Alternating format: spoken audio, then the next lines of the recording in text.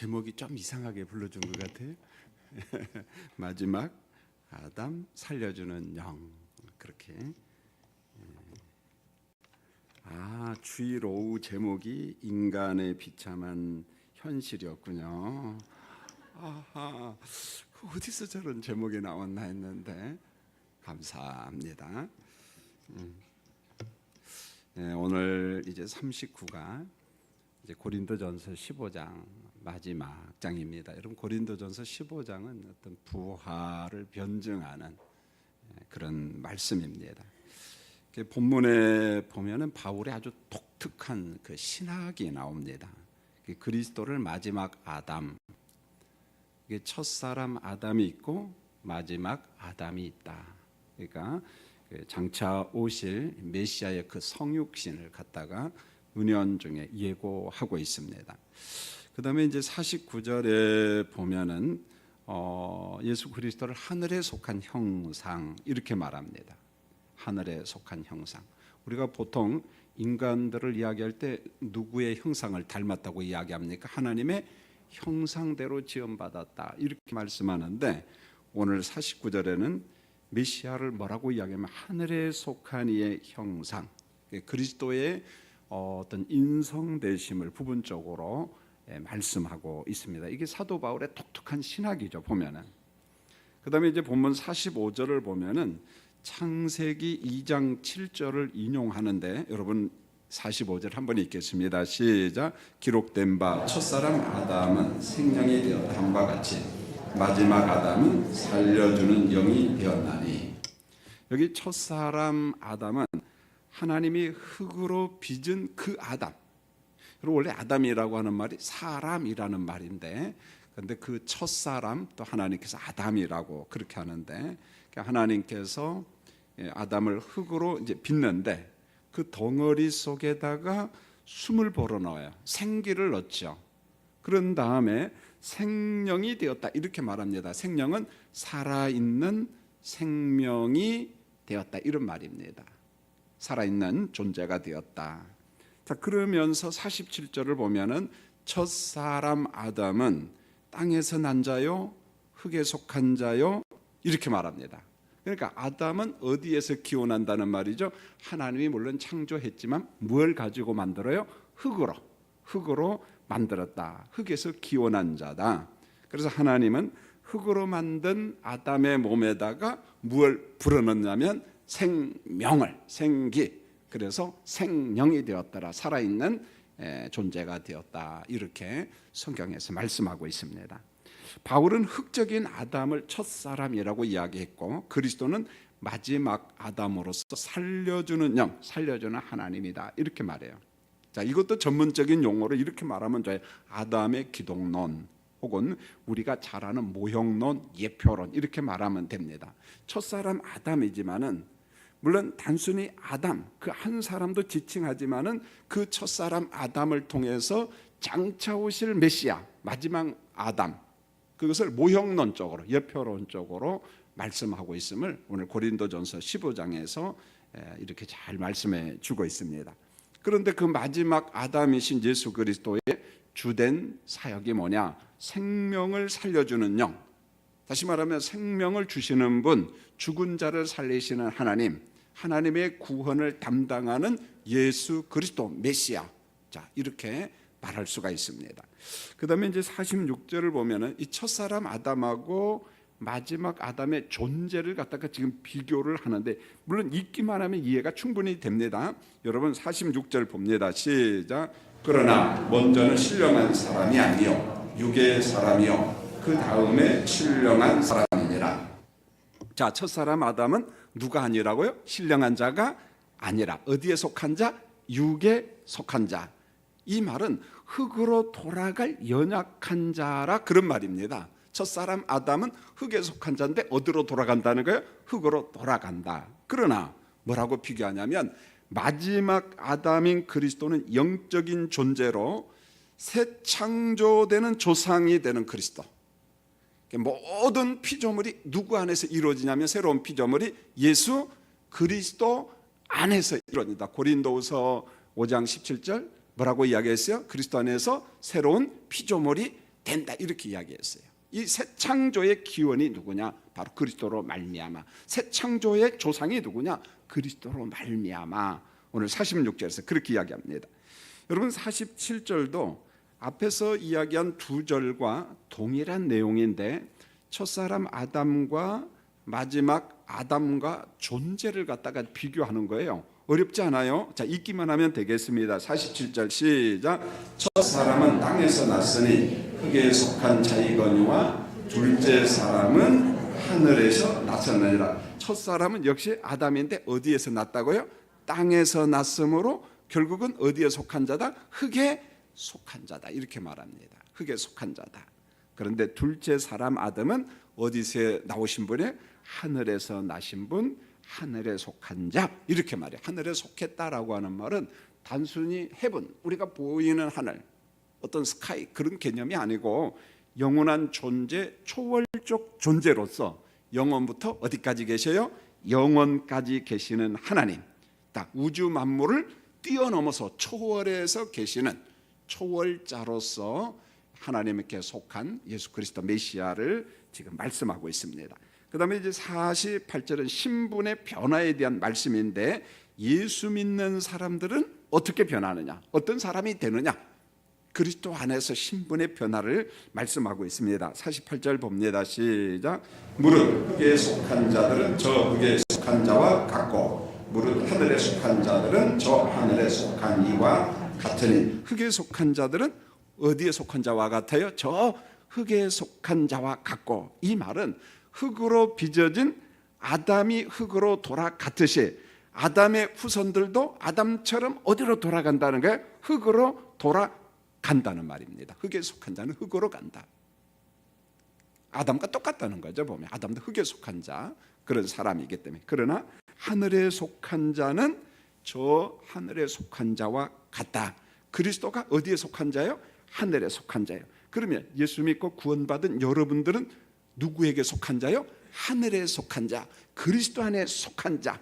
그러니까 우리의 신분이 땅에서 어디로 옮겨지는 거예요? 하늘로. 땅에 속한 자에서 하늘에 속한 자로 신분의 변화가 옴을 오늘 48절에서 이야기합니다. 여러분 48절을 보충 설명한 말씀이 어디 있냐면 빌립보서 3장 21절에 있는데, 여러분 빌립보서 3장 20절 스크린 보면서 한번 읽어볼까요? 시작. 그는 만물을 자기에게 복종하게 하실 수 있는 자의 역사로 우리의 낮은 몸을 자기의 영광의 몸의 형체와 같이 변하게 하시라. 여러분 저기 잘 보면 그리스도로 말미암아 그리스도를 통해서 우리에게 신분의 변화가 오는데, 우리의 낮은 몸을, 이 말은 땅에 속한 몸을 어디의 몸으로? 자기 영광의 몸의 형체와 같이 변하게 하시리라. 이 말은 땅에 속한 몸, 낮은 몸을 어디 몸으로요? 영광의 몸으로. 어디에 속한 자? 하늘에 속한 자로 하나님께서 그렇게 변하게 하셨다는 일종의 새 창조 사건이죠, 보면은. 그래서 부활하신 예수님을 믿는 자들은 이제는 옛 아담에게 속한 자가 아니라, 흙에 속한 자가 아니라 어디에게 속한 자다? 하늘에 속한 자, 예수님에게 속한 자, 영광의 몸의 형체를 입은 자, 그걸 말씀하고 있는 거예요. 여기 48절은 다른 내용이 아니라 땅에 속했던 우리가 그리스도로 말미암아 신분의 변화가 왔는데 그로 인하여 우리는 어디에 속한 자가 됐다? 하늘에 속한 하나님의 백성이 됐다. 하나님의 시민권이 되었음을 48절에서 이야기합니다. 여러분 49절은 하늘에 속한 형상이신 그리스도에 대한 말씀이 나오는데요. 자, 49절 읽겠습니다. 시작. 우리가 흙에 속한 자의 형상을 입은 것 같이 또한 하늘에 속한 이의 형상을 입으리라. 자, 여기 보면 본래 우리는 어디에 속한 자면은 우리의 조상인 아담에 속한 자로서 흙적인 아담의 형상을 입은 자들입니다. 아담의 형상을 입은 흙에 속한 자라는 거죠. 자, 흙으로 빚어진 자들, 그 사람들은 아담의 후손으로서 아담처럼 죄와 죽음의 사람이에요. 우리가 지난 시간에 공부했는데 연약한 자들이고 욕된 것을 입은 자, 썩음의 사람이라는 겁니다. 흙에 속한 자, 아담에게 속한 자이기 때문에. 그러나 그리스도 안에서 새 창조를 받은 자들은 신분이 바뀌었어요. 어디에 속한 자로? 하늘에 속한 자, 그리스도의 형상을 입은 자, 오늘 그렇게 이야기합니다. 그리스도의 형상을 입은 자들이다. 이 말은 영광스러운 하나님의 형상을 입은 사람이다. 그 말과 똑같은 말입니다. 여러분, 우리는 죄를 범한 첫사람 아담 안에서 하나님의 형상과 하나님의 영광을 다 잃어버렸어요. 무엇 때문에요? 죄의 삭은 사망이라는 그 율법에 따라서, 법에 따라서. 그래서 죄의 삭은 사망이라는 것은 뭐냐면 저주예요. 영벌의 상태입니다. 그렇지만은 마지막 아담이신 그리스도로 말미암아 하나님의 영광과 형상을 회복한 겁니다. 그리스도로 말미암아. 여러분, 우리가 하나님의 형상을 입었다는 말은 그리스도로 말미암아 구원받았다, 그 말하고 똑같은 말입니다. 여러분, 하나님의 형상을 입었다, 그리스도로 말미암아 구원함을 받았다, 하늘에 속한 천국 시민이 되었다. 계속해서 우리는 옛사람 아담에게 속한 자였다, 땅에 속한 자였다. 그런데 그리스도로 말미암아 신분이 변화되어서 하나님에 속한 자, 하늘에 속한 자, 하나님의 형상을 입은 자, 구원받은 사람이다, 하나님의 나라 시민이 되었다. 이것을 강조 계속해서 강조합니다. 자, 이제 50절로 넘어가면은 아주 단순한 논리인데요, 혈과 육에 대한 진리를 이야기합니다. 여러분 50절 봅니다. 시작. 형제들아, 내가 이것을 말하노니 혈과 육은 하나님의 나라를 이어받을 수 없고 또한 썩는 것은 썩지 아니하는 것을 유업으로 받지 못하리라. 여기서 혈과 육은 뭔가 하냐면 이 세상 사람, 자연인입니다. 자연인 그 상태.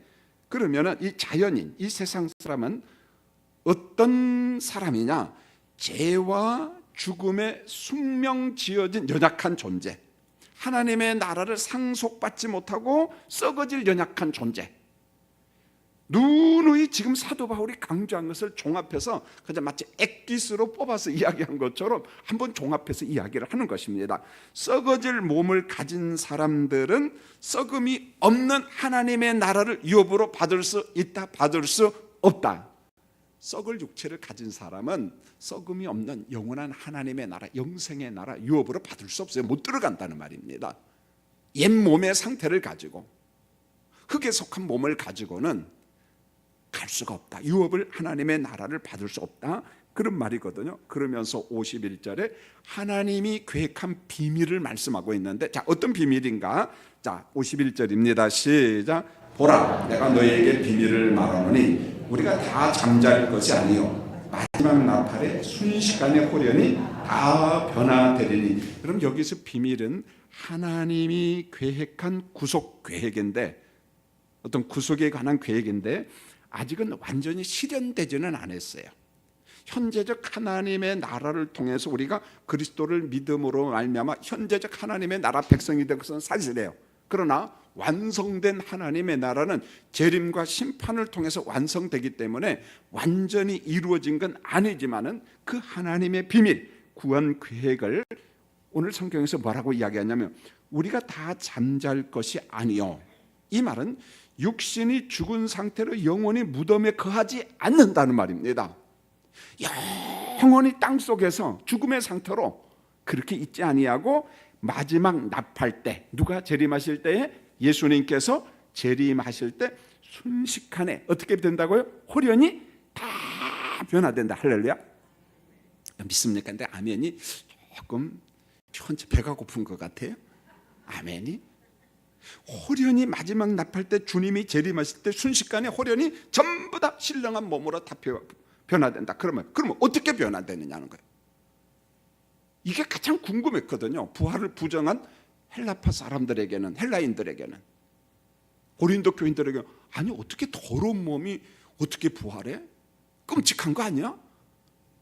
부활 교리를 이야기하면서 그러면은 마지막 납할 때, 주님이 재림할 때 순식간에 호련히 전부 다 변화된다고 하는데 어떻게 변화되느냐는 거예요. 어떻게? 우리가 어떻게 변화되느냐? 자, 52절을 한번 보겠습니다. 시작. 나팔 소리가 나매 죽은 자들이 썩지 아니할 것으로 다시 살아나고 우리도 변화되리라. 죽은 자들이 어떻게 해요? 썩지 아니할 것으로 다 살아나고. 할렐루야. 별로 이거 안 좋아하는 것 같아요, 보면은. 그러니까 불멸의 몸으로 전부 다 다시 산다, 부활한다, 그런 말입니다. 그리고 난 다음에 우리도 변화되리니 이렇게 말씀합니다. 이게 무슨 말이냐면 재림 때까지 이 땅에서 살아있는 사람이 있어요, 없어요? 있자는 거예요. 우리도 그때까지 살아있으면 좋겠죠? 예, 뭐 끄떡끄떡 하시는데 뭐 그 마음이나 이 마음이나 똑같아요. 보면은요, 내일 예수님 오시면 좋겠죠? 예, 송 권사님 아멘 하는데 거짓말 같은데 보면 좀 더 살고 싶죠, 보면은요. 예, 좀 더 살게 되게 이게 인간의 마음이 좀 얄팍하죠, 보면은요. 살만하니까 예수님 조금만 더디 오시옵소서 이렇게 말해요.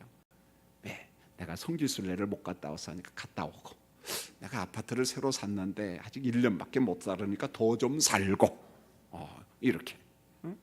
그런데요, 우리의 몸이 어떻게 변화되냐면은 홀연히 순식간에 변화되는데 죽은 자들이 썩지 아니할 것으로 다시 살아나고, 다시 말하면 불멸의 몸, 신령한 몸으로 부활한다. 그리고 우리도 변화된다라는 말은 예수님이 재림하실 때까지 살아있는 사람도 그때 그 상태 몸, 옛 몸의 상태로는 그리스도를 맞이할 수 있나요? 하나님의 나라를 소유할 수 있나요? 아니요, 안 돼요. 그 사람도 신령한 몸으로 변화되리니 옛 몸의 상태로는, 옛 땅에 살고 있는 몸의 형태로는 하나님의 나라 들어갈 수가 없는 겁니다. 들어갈 수가 없는 거예요. 그거예요. 그러니까 땅에 무덤에 죽어서 장사 지내서 오랜도록 잠자는 사람도 신령한 몸으로 부활되지만은 그때까지 이 땅에 살아있는 사람도 그 옛 몸의 상태로는 주님을 영접할 수 없어요. 하나님의 나라 못 들어갑니다. 어떤 몸으로? 신령한 몸으로, 신령한 몸으로 부활할 것을, 변화될 것을 말씀합니다. 여러분 53절은 52절의 보충 설명인데 한번 읽겠습니다. 53절 시작. 이 썩을 것이 반드시 썩지 아니할 것을 입겠고 이 죽을 것이 죽지 아니함을 입으리라. 보세요. 이 썩을 몸이 반드시 어떻게 해요? 썩지 아니할 것을 입겠고, 이 죽을 것이 반드시 무엇을 입은다? 죽지 아니할 몸으로, 신령한 몸으로. 이게 옛몸의 상태가 아니라는 거예요. 옛몸의 상태. 그러면서 마지막 종말의 때에 어떤 일이 또 벌어지냐? 우리가 앞에서 공부를 했지만 54절을 보면 사망을 삼키고 이기리라 이렇게 말합니다. 사망을 삼킨다는 거예요. 죽음을 삼켜버리겠다는 겁니다. 여러분, 죽음이 얼마나 끔찍합니까? 무섭습니까? 그런데 그게 마지막 재림 때, 종말의 심판 때 그 죽음, 사망도 하나님께서 삼켜버리겠다는 거예요. 자, 54절 여러분 같이 한번 읽겠습니다. 시작. 이 썩을 것이 썩지 아니함을 입고 이 죽을 것이 죽지 아니함을 입을 때에는 사망을 삼키고 이기리라. 기록된 말씀이 이루어지리라. 기록된 말씀이 어떻게 이루어지리라. 이미 말씀에 기록됐다는 거죠. 이미 기록됐다는 것입니다. 사망을 삼키고 이기리라. 이게 어디 나오냐면은 이사야 25장 8절에 나오는데, 자, 혹시 스크린 좀 찾은 거 있나요? 딱 나오잖아요. 역시 방송실이 좋아요. 자, 읽겠습니다. 8절 시작. 사망을 영원히 멸하실 것이니라. 주 여호와께서 모든 얼굴에서 눈물을 씻기시며 자기 백성의 수치를 온천하에서 제하시리라. 여호와께서 이같이 말씀하셨느라. 이 설교가 이사야 있지만 요한계시록에도 그대로 있죠. 그래서 어디에서 많이 들어본 설교예요? 아이고, 역시 똑똑해요. 방금 말씀한 사람 분명히 우등상 받았습니다, 여러분. 어디서 많이 들었어요? 장례식장에서 요한계시록 21장 4절을 말씀 들었잖아요. 그런데 그게 사실 어디 있는 거예요? 이사야 25장 8절에 있어요. 이사야 선지자가 사망을 삼킨다, 이 말은 사망을 영원히 멸하실 것이라. 여러분, 지금 우리를 두렵게 하고 공포 속에 있는 사망이 영원히 존재하는 게 아니라는 거예요. 죄 때문에 사망이 들어왔는데 그리스도께서 마지막 심판 때에, 재림 때에는 그 사망도 예수님께서 능력으로 다 삼켜버리겠다. 야, 죽음아, 너 뭐야? 어디야? 너 가버려라는 거예요. 사망을 멸하시리라, 삼키리라. 아담의 죄로 인하여 인간과 피조물 안에 사망과 저주가 들어왔잖아요. 이것이 주는 고통이 얼마나 큽니까? 병 때문에 슬퍼하고, 가난 때문에 고통하고, 관계 때문에 애통해하고.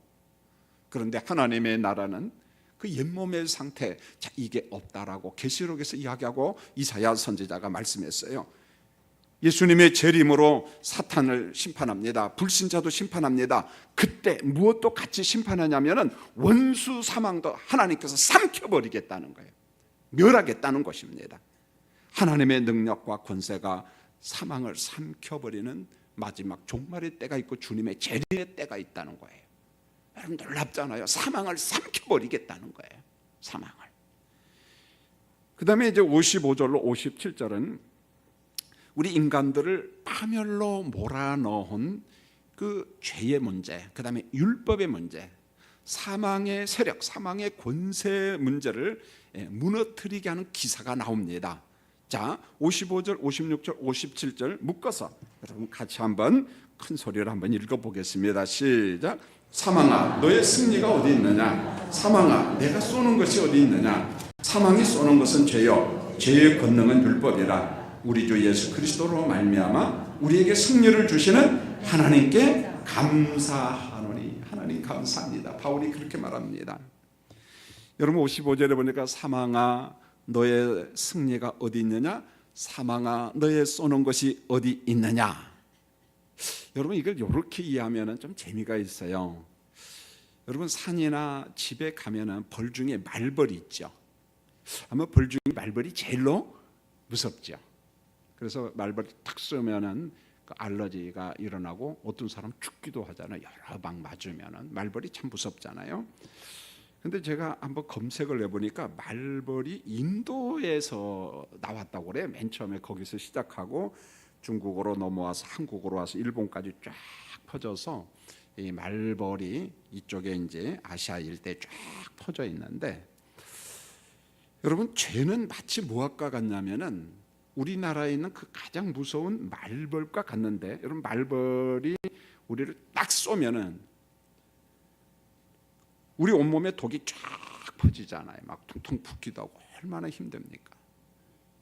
여러분 벌만 쏘는 게 아니라 물고기도 사람을 쏩니다. 보면은요, 물고기 등가시 같은데, 그래서 그걸 보통 우리가 스톤피쉬라고 이야기하는데 거기에 퍼지면은 말벌에 쏘인 것보다 더 무서워요. 물고기를 잘못 맞춰가지고 온몸에 독이 퍼져갖고 죽는 경우가 있거든요. 주로 남태평양에 이런 물고기들이 많이 있습니다. 이런 물고기들이 있는데, 그래서 쟤는 마치 말벌의 침과 같아. 말벌의 침과 같은데 아담과 그의 후손을 쏴버렸어요. 죄라고 하는 독침이 아담과 그의 후손을 쏴버렸습니다. 그래서 사망의 독이 어디에 다 퍼졌어요? 온몸에 쫙 퍼졌어요. 이제 죽는 건 시간 문제라는 거예요. 이제는 죄의 독침에 쏘인 인간들은 사망의 독이 퍼져서 평생을 사망의 공포 속에, 죽음의 두려움 속에서 죄의 종노릇하며 사망의 종노릇하면서 살아왔다는 거예요. 우리가 사망의 지금 종노릇하고 살아갔다는 거예요. 살긴 사는데 아차하는 순간에 왜 그렇게 죽음의 공포가 오는지요. 기쁘게 살다가도 우울증이 오고 불안장애가 오고 내가 이러다 죽는 거 아닌가, 죽지 않는가, 그러면서 죽음의 공포에 휩싸일 때가 참 많잖아요. 여러분 그렇지 않습니까? 죽음의 두려움, 죽음의 종로로 타면서 우리가 살아갑니다. 오늘 이 말씀이에요.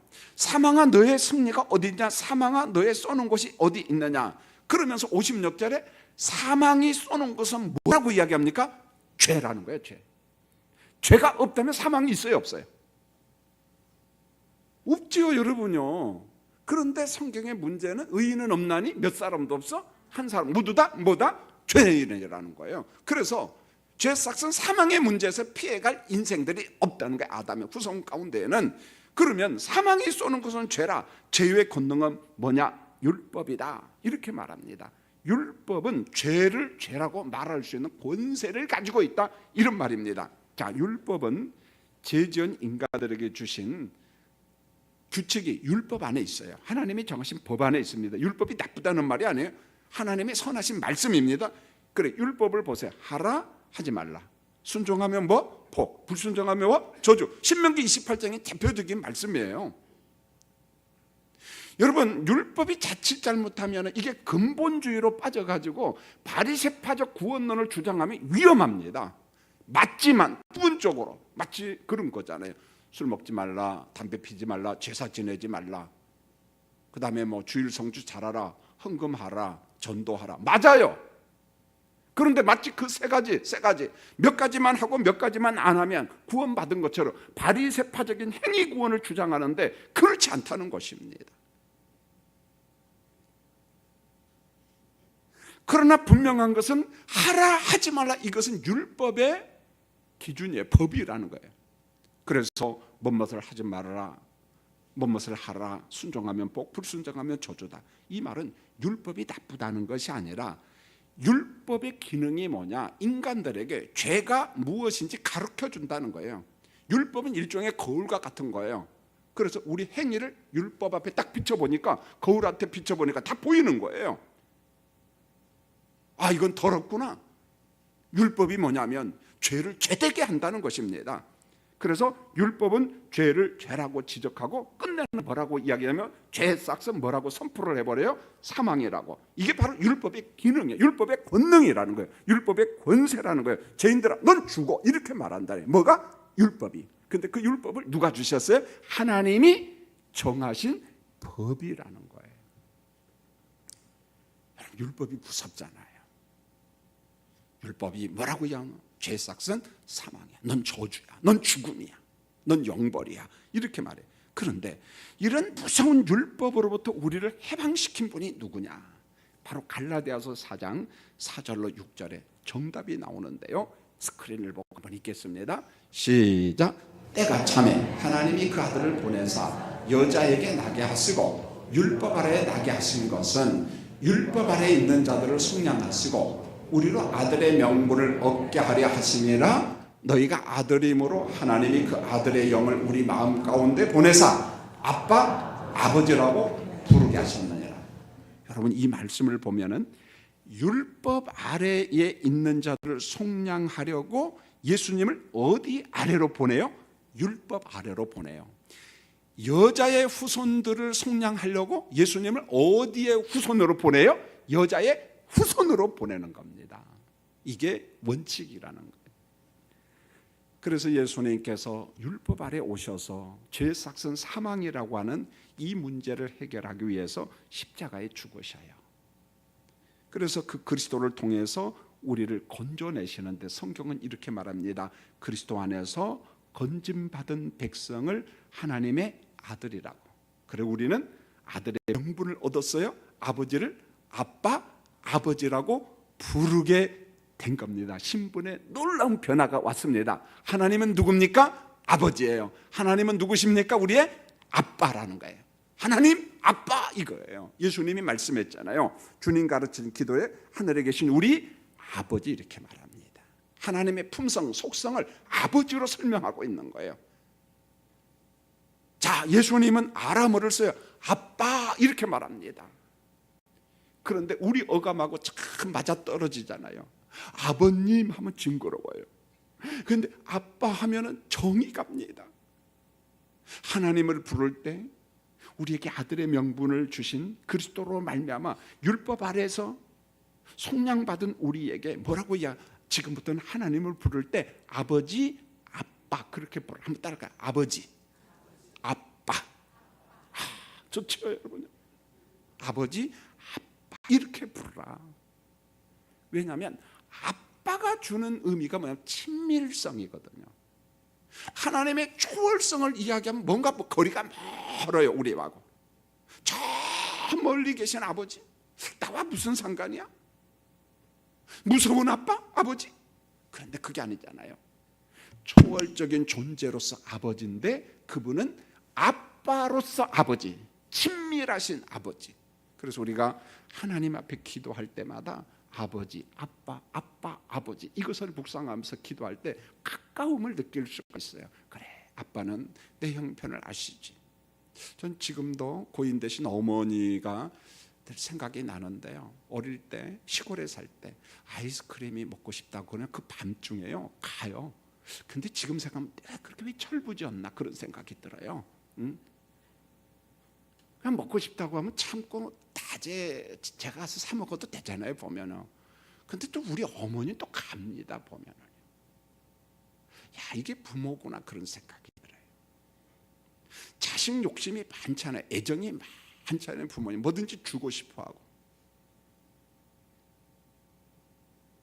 바로 아빠, 아버지라고 하는 이 단어를 생각할 때마다 그래, 나는 이제는 죄의 종이 아니야, 사탄의 종이 아니야, 하나님의 아들이야, 하나님은 내 아빠야, 천국을 유업으로 우리는 받았어. 그걸 지금 이야기하고 있는 거예요. 그래서 57절에 보면은 하나님의 죄와 율법, 죽음의 사슬에 매인 우리를 그리스도로 말미암아 해방시켰다. 바울은 죄와 사망의 저주로부터 해방시키고 영원한 승리를 주신 하나님 앞에 57절 맨 끝에 보니까 무엇하자 이야기합니까? 하나님 앞에 감사하다. 우리에게 승리를 주신 하나님께 감사하노니, 구원의 감격이 여기서부터 나오는 거예요. 그래, 내가 죄악의 사슬, 저 불법, 영벌, 막 구더기도 죽지 않은 그곳이 내 고향이고 내 본향이었는데 하나님께서 그곳에서 나를 건져줬어. 그러니까 감사가 나오고 감격이 나오는 거예요. 그 감격 속에서 하나님의 선교를 감당하고 있는 것입니다. 여러분, 우리가 잘 아는 복음성과 승리는 누구 것이에요? 내 것이야. 그 승리를 만드신 분이 누굽니까? 예수님. 예수의 승리가 누구 거야? 내 것이다. 구세주의 보혈로 승리한 그 승리가 바로 내 것이다. 예수 승리, 내 승리라는 거예요.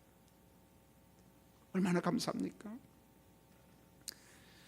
이제 마지막 58절을 보세요. 그러므로 이렇게 나옵니다. 이제 하나님 나라 백성으로 인침받은 우리가 어떻게 살아야지, 지금 막 분쟁하고 싸우고 갈등하고 문제가 많은 고린도 교인들에게 당면합니다. 이제부터 우리 좀 이렇게 살자 좀. 자, 58절을 읽겠습니다. 시작. 그러므로 내 사랑하는 형제들아, 견실하며 흔들리지 말고 항상 주의 일에 더욱 힘쓰는 자들이 되라. 이는 너희 수고가 주 안에서 헛되지 않은 줄 알미라. 여러분, 이 말씀은 1차적으로 고린도 교인들에게 당면한 거, 부탁한 것이지만 오늘 우리에게 주신 그 말씀입니다.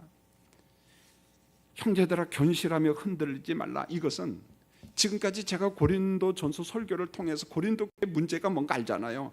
교회 안에서 온갖 분쟁이 다 일어납니다. 은사 열광주의자들이 난리를 이렇게 교회를 막 소란시킵니다. A급, B급씩 그 교인들을 다 등급화시켜버렸어요. 자기는 신령한 사람이래. 난 방언하니까 천사의 말을 한대. 너희는 뭐야? 너희는 아무것도 아니야. 정죄하고 판단하고 난리입니다. 여기에 막 미혹합니다. 헬라파 철학이 예배 땅에 들어와 가지고 부활을 부정합니다. 육신은 더럽다고 이야기합니다. 거짓된 은사운동이 막 일어나요. 방언운동이 일어납니다. 이제는 더 이상 속지 말고 견고하며 그런 환경 속에서도 어떻게 하자? 흔들리지 말자, 이렇게 말합니다. 거짓이 판칠 때에도 진리 앞에 바로 서고 흔들리면 안 된다. 고린도 교인들에게 사도 바울이 간곡하게 부탁합니다. 사랑하는 성도님들, 여러분 세상이 요동칠지라도 흔들리지 마시기 바랍니다. 흔들리면 안 돼요. 그 다음에 주의 일에 더욱 힘쓰므로 너희의 수고가 헛되지 않게 하라. 이게 무슨 말이냐면 이런 겁니다. 그동안 신실한 고린도 교인들이 참 갈등을 많이 했어요. 왜 갈등했느냐?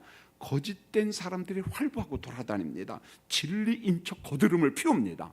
그러다 보니까 상대적으로 오히려 참과 진리가 가짜 취급을 받았어요. 가짜가 진짜 노릇하고 진짜는 기죽고 살았다는 거예요. 여러분, 그럴 때가 참 많아요. 역사 속에 보면 세상에 그럴 때가 많습니다. 가짜가 왕노릇해요. 가짜가 큰 소리 칩니다. 진짜가 기죽고 살아요. 시대 속에 그럴 때가 너무 많아요. 보면은요. 왜요? 세속이거든요. 사탄의 밭이거든요. 사탄의 왕노릇합니다. 자, 이제는 우리가 주의 백성으로 진리가 뭔지 알았으니까 이제는 진리에 대한 확신, 말씀에 대한 확신을 가지고 주의 일에 흔들리지 말고 힘쓰는 성도가 되었으면 좋겠다. 사도 바울이 그렇게 권면을 합니다. 말씀의 결론을 맺겠습니다. 예수님 재림 때는 우리를 두렵게 하는 사망도 어떻게 돼요? 주님이 삼켜버립니다. 영생하는 하나님의 나라에는 사망이 있다? 없다. 사망도 심판을 받고 맙니다. 이제 고린도전서 15장 결론을 맺으면서 여러분 15장으로 처음으로 한번 넘어올까요? 꼭 잊지 마시기 바랍니다. 사도신경의 샘플 고백이 고린도전서 15장에 나온다고 제가 여러 번 이야기했는데요. 자, 고린도전서 15장 3절부터 제가 그만할 때까지 한번 천천히 읽어보면서 이 속에 사도신경의 신앙 고백이 그대로 있다는 것을 꼭 기억했으면 합니다. 15장 3절 읽습니다. 시작. 내가 받은 것을 먼저 너에게 전하였노니 이는 성경대로 그리스도께서 우리 죄를 위하여 죽으시고, 여기 보세요. 성경대로 그리스도께서 어떻게 해요? 우리 죄를 위하여 죽으시고 속죄양이 되시고. 자, 성경대로는 어떤 성경이라고 이야기했죠? 구약 성경대로. 자, 4절 봅니다. 시작.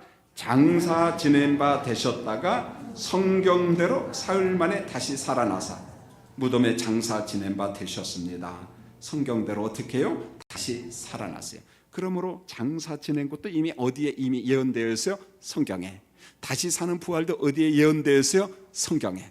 그리고 난 다음에 이 부활 사건이 은밀하게 끝난 게 아니라 목격자, 증인들을 많이 세웠는데, 자, 그 다음에 5절 같이 한번 볼까요? 시작. 게바에게 보이고 후에 12 제자에게와 그 후에 500의 형제에게 일시에 보이셨나니 그 중에 지금까지 대다수가 살아있고 어떤 사람은 잠들었으며 그 후에 야고보에게 보이셨으며 그 후에 모든 사도에게와 맨 나중에 만삭되지 못하여 난 자 같은 내게도 보였었느니라. 그러므로 부활의 목격자는 이 당시에 많았다 적었다? 많다. 부활을 의심하는 사람들아, 내가 부활을 설명하기 위해서 증인들을 너희에게 보내줄까? 이 정도로 당당했다는 거예요. 부활은 있다, 사실이라는 거예요. 사랑하는 성도님들, 이 부활이 누구의 부활입니까? 나의 부활, 여러분의 부활 믿습니까? 네, 신령한 몸으로 부활합니다. 그리고 하나님의 나라에서 영생 복락을 누립니다. 자, 우리는 두 가지 하나님의 나라를 살아야 돼요. 죽어서 가는 하나님의 나라도 있지만 이것만 강조하면 안 돼. 현재적 하나님의 나라, 이 땅에서도 하나님의 나라 백성으로 살아가는 겁니다. 그래서 복음이란 뭐냐? 칭의교리가 뭔 줄 아세요? 복음은 십자가 복음, 부활의 복음을 구원받아요. 할렐루야. 근데 이것만 강조하면 안 돼요. 복음의 삶을 이 땅에서 사는 게 복음적인 삶이라는 거예요. 그 복음적인 삶이 뭐냐? 의의 열매, 산상교훈적 삶, 성령의 열매, 의로운 삶을 살아가는 거예요. 그래서 마태복음 5장 16절에 너희 착한 행실을 많은 사람들에게 어떻게 하라? 보이라. 이때 착한 행실은 뭐냐? 소금의 삶이에요. 빛의 삶이에요. 그래서 소금과 빛의 삶을 살고 많은 사람들이 누구한테 영광을 올리도록? 하나님께 영광을 올리도록. 이게 온전한 구원이야. 여러분, 이신칭의가 뭡니까? 의롭다 인침받았다는 게 뭔가? 그저 단순히 의롭다 인침받았다 그러므로 구원받았다, 맞아요. 그런데 성경에서 온전한 점수 받을 수가 없습니다. 의롭다 인침을 받았으면 의인의 삶을 살아가야 돼. 이게 칭의교리입니다. 그런데 내가 구원받았다고 하면서 복음적인 삶이 없어요. 의인의 삶이 없습니다. 말로만 주여 주여 합니다. 난 주님의 이름으로 선지자 노릇도 했고 복음도 전했다. 나 하나님의 일 많이 했다. 그런데 예수님께서 가만히 보니까 의인의 삶이 없는 거야. 복음적인 삶이 없는 거야. 맨날 그냥 죄를 갖다가 물 마시듯이 밥 먹듯이 죄를 범하고 하나님의 진리를 거부해. 그러니까 주여 주여 하니까 예수님이 뭐라고 했어요? 어이구 착하고 충성된 종아, 그럽니까? 난 네가 누군지 모른다. 이렇게 말하자. 너 누구야? 그러면서 예수님이 말씀한 무엇을 행한 자들이라고? 불법을 행한 자. 이때 불법이 뭔 줄 아세요? 의인의 삶을 안 살았다는 거예요. 하나님의 이중계명, 예수님의 이중계명이 뭐예요? 하나님을 사랑하라, 이웃을 내 몸처럼 사랑하라. 그런데 그거 안 했다는 겁니다. 그러니까 네가 말하는 주여 주여는 다 거짓말이라는 거야. 나 너 누군지 몰라. 이때 예수님이 주신 말이 뭐냐면 열매로 그를 안다. 나무를 어떻게 알아요? 열매 보면 안다는 거예요. 여러분, 성경에서 말씀한 구원론, 복음, 이신칭의 교리는요 굉장히 균형과 조화가 있어요. 그런데 언젠가부터 우리 한국교회가 반쪽, 현재적 하나님의 나라를 강조하지 못하고 죽어 천당 가는 것만 강조했다는 거예요. 그러니까 구원파 구원론하고 똑같아요. 바리새파 구원론하고 똑같아요. 중세 카톨릭의 행위 공덕 구원론하고 너무 똑같은 거예요. 그러니까 지금 한국교회가 굉장히 비난을 받고 있잖아요. 마음이 아프잖아요. 뭐가 문제입니까? 구원받은 사람의 의인의 삶이 없었다는 거예요. 그걸 보여주지 못했다는 거예요. 이제 우리가 고린도전서 말씀을 통해서 부활 진리를 통해서 두 가지 하나님의 나라, 현재적 하나님의 나라도 살고 미래적 하나님의 나라, 완성된 하나님의 나라. 그래서 우리가 이 땅에서 소금 노릇해야 돼요.